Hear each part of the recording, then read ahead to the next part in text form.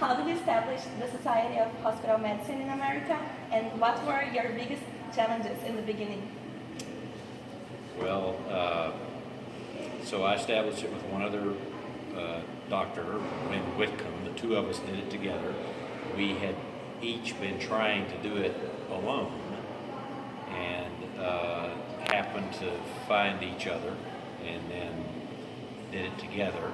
And at about the same time, Bob Wachter wrote the article that introduced the term hospitalist. So that raised visibility for the field. So things began to speed up at that point. But one of the biggest challenges initially was just finding out where the hospitalists were, who they are. There was no way to understand who in the U.S. was working as a hospitalist. And so we did that by sometimes calling around. I would just call a hospital in another part of the country, and I would say, do you have hospitals there? And often, in fact, I was making those calls before that word existed, so I had to describe, do you have a doctor, an internal medicine doctor that just sees hospital patients? And many times they just couldn't understand what I was asking and didn't seem to make sense. But then every now and then I would call a hospital and they'd say, oh yes, you must be talking about Dr. So-and-so, would you like to talk to him? And I'd say yes. And then I would get that doctor on the phone, and we'd often talk for an hour.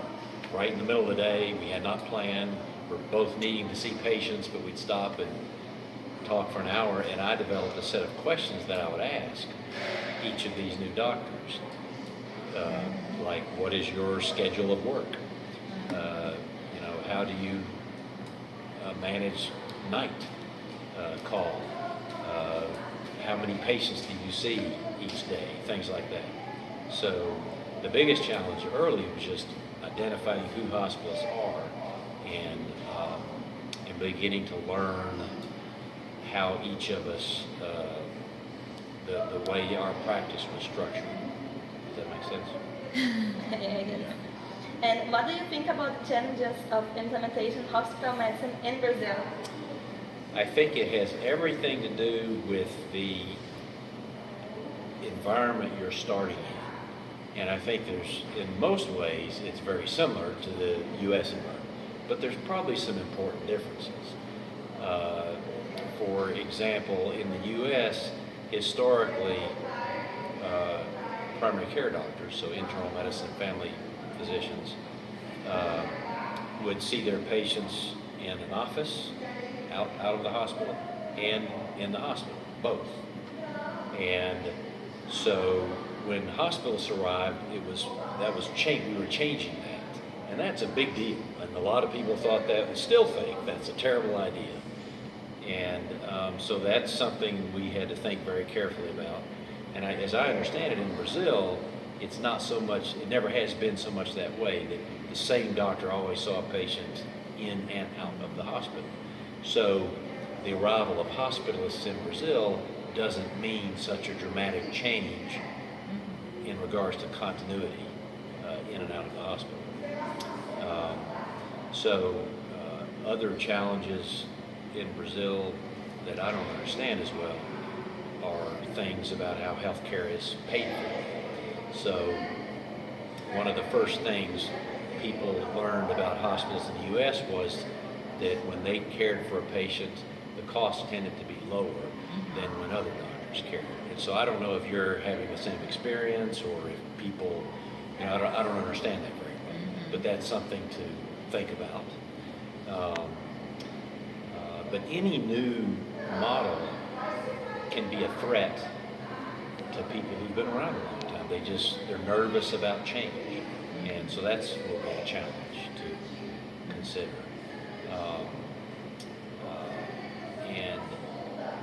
And there's also the challenge of other new specialties. It tends to be very clear why there is a new specialty. So think about cardiac electrophysiology. I guess you have that here, right? Yeah. So was new maybe in the 1980s. And when they started appearing, everyone understood, I understand this is a very technical part of cardiology that other doctors don't know much about. We need people with special expertise. It makes sense that we have a specialty in electrophysiology. When hospitalists came along, what's the special expertise? We always had doctors that were taking care of hospital patients. Why do we need hospitals? Well, what's different? So you see how that's, it's harder, we had a harder time demonstrating why we're different and why the healthcare system might benefit from this model. And to some degree, that problem still exists in the U.S. I don't know if you saw it, but the New England Journal, about 3 months ago, did you see this? Yeah. Had the 20 years. 20 years of hospital medicine, and they had someone write an article that was critical of hospitals. Did you know he's a radiologist? No. I didn't know who he was. I thought he might be an internal medicine. He's a radiologist. What does he know about it? Anyway, but so this is still an area of some controversy in the U.S. So you should not assume that everything is smooth and goes easy in the U.S. There's still, still people have different opinions about it. And nowadays, I'm breaking the protocol. And nowadays, with Obamacare, it's not good for the hospitalist movement. It is good, I think.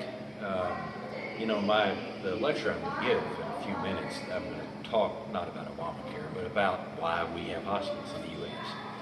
And I think that independent of Obamacare and financial issues, the knowledge required to be a good doctor in the hospital and to be a good doctor in the outpatient clinic, 40 years ago, it was almost the same knowledge base. With every year, the knowledge gets a little more different. It's harder and harder to be excellent in both.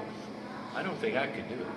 I know very little about cholesterol screening and management and what age women should have mammograms. I read that, but I forget it.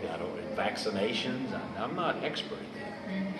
And I think office doctors are probably not expert in community-acquired pneumonia and new sepsis protocols. Oh boy, has that changed for us. And that's complicated. And because we're in the hospital all the time, I think hospitalists are better positioned to embrace improved management of sepsis. A doctor in the office has sepsis only occasionally, will probably not do it very well.